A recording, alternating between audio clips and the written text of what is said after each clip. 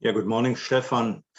In our last interview, we talked about the European energy hub and EU energy independence. You explained the North-West hub was groaning as the spider in the web, but we did not talk, or we did not have time to talk about the Southeast hub. You mentioned it is even bigger. Can you explain? Yes. So here's the Northwestern hub with Groningen in the center. And this is what the Ukraine could theoretically add to energy security and energy transition in Europe, basically an order of magnitude more than the Groningen hub. But we have to distinguish, of course, between technical and political constraints. Obviously, the Ukraine war makes it difficult to predict anything. But if we focus on the technical issues first and only for now, we can build a vision of what could be possible after the war or even after a ceasefire. So the big asset they have is the Brotherhood pipeline. It runs from Yamal and Siberia all the way to Central Europe and ends in Rotterdam, essentially. So technically, it's very simple. Ukraine simply reforms all the gas that comes via the Brotherhood pipeline to golden hydrogen.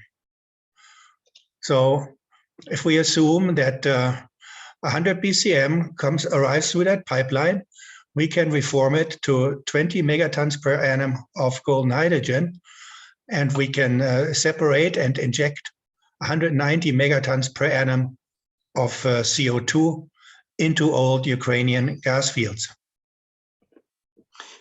If I look at your chart, I notice that there is no direct air capture unit displayed. Would this then still be carbon negative, as we talked about last time when we talked about Northwest Hub? Is it still golden hydrogen? Yeah, sensu stricto, it's not golden hydrogen anymore, but it is still highly carbon negative because we avoid a huge amount of fugitive gas emissions from the Brotherhood pipeline. And as you know, methane has 26 times the greenhouse gas potential of CO2. So the technical limit for us is the storage capacity of all the depleted gas fields in the Ukraine. And that's why we don't store any extra CO2. And also we don't use our H2 for power generation for the compressors, because we want to maximize the carbon negative hydrogen that can be produced in the Ukraine.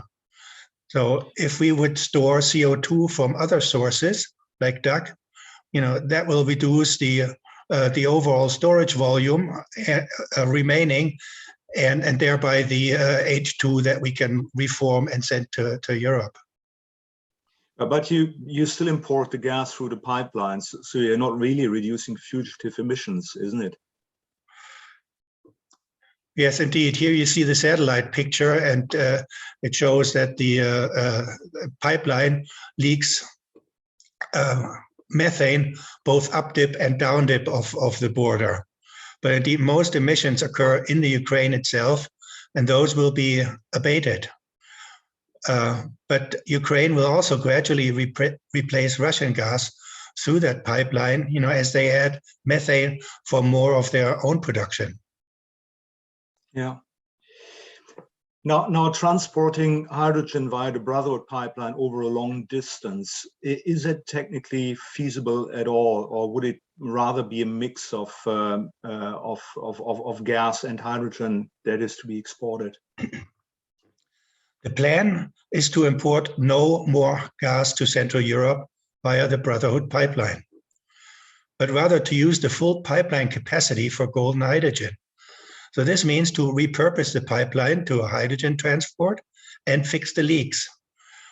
But it's assumed that the EU covers all these pipeline costs as part of the Energy Marshall Plan. So any more gas to Europe, as long as it's still required, will come via the other pipelines, such as Nord Stream 1 and 2, Yamal, Soyuz, and so on.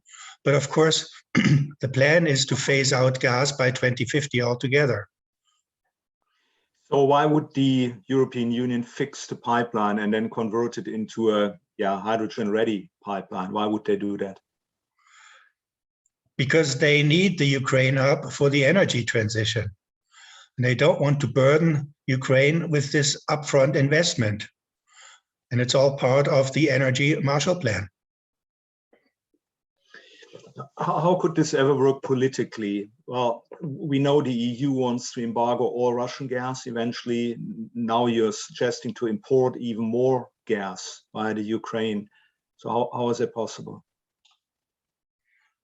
Yes, indeed. More gas, but only to the Ukraine. And Ukraine would convert it to golden hydrogen before it goes to the EU. And this concept would be part of the peace negotiations and an overall energy Marshall Plan from the EU.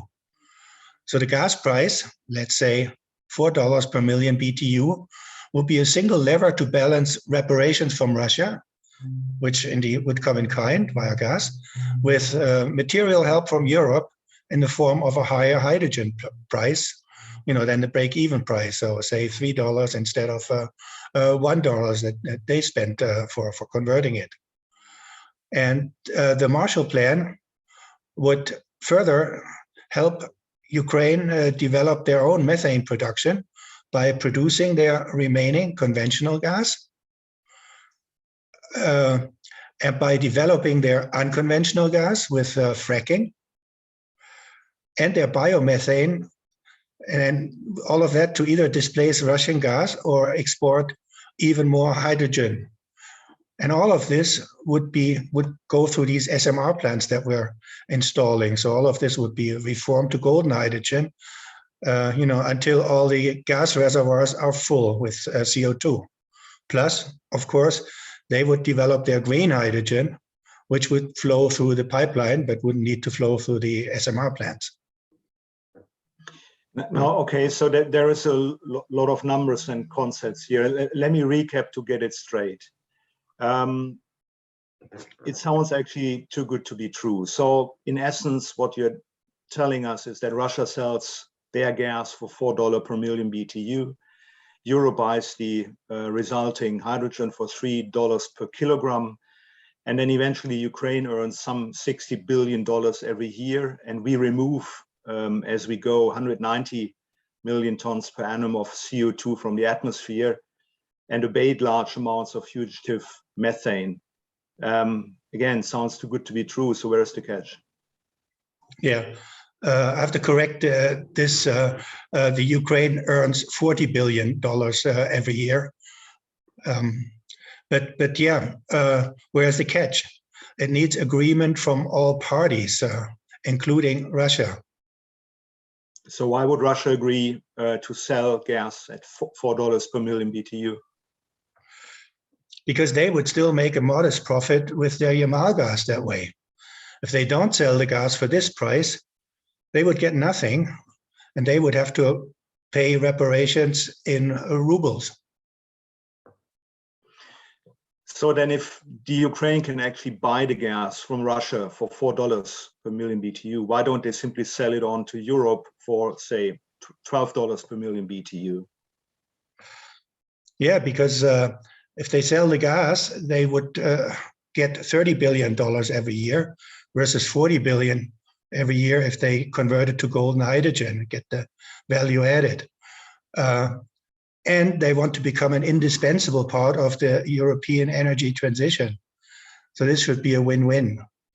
They have asked for $1 trillion to rebuild their country, and the Marshall Plan, the way it's set up, would give them more than $1 trillion by 2050. Plus, of course, they want the high-tech jobs that come with golden and green hydrogen.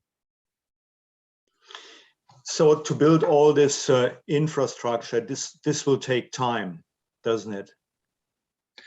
Yeah, but this is the idea of a Marshall Plan. As I said, it runs until 2050. I would expect massive investments from IOCs, partnering with Ukrainian companies to get this off the ground. It will need major investments in the Ukraine. So I would assume the prerequisite is political and economic stability, and obviously post-war there's no corruption. So how do you see that? Yes, absolutely. But these are the same conditions for EU membership of Ukraine.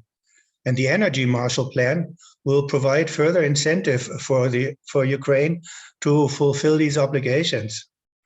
If they can do that, it will accelerate their EU membership and will make them an essential part of the EU's energy transition. And they will prosper in the process, frankly, just like Germany did after World War II.